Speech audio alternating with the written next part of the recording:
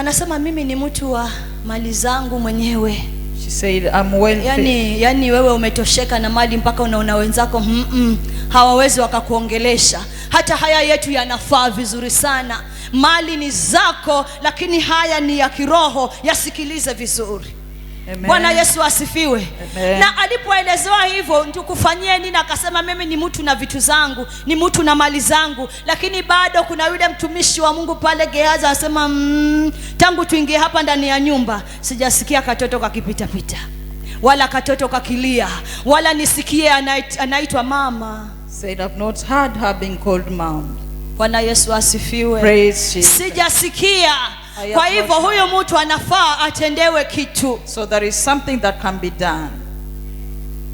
Alivyosema hivyo, akaambiwa basi mwakani wakati kama huu utapata. In such a time akaambiwa mwakani wakati kama huu utapata mtoto. Hiyo si rahisi kunitumikisha mimi, kutumia vitu zako, kutumia chakula chako, kunipantia chumba chako cha juu. Huende kawa uko hapo unalipia hata pasta wako renti, unalipia chakula kila mwezi. Na kwambia hiyo si bure, kuna thawabu. Kama mama aliambiwa mwakani utavuna, yeye pia, wewe ambao umekaa hapa pia wewe utapata mwakani. Kila umefanya kwa watumishi wa Mungu utapata mwakani. Hiyo si bure.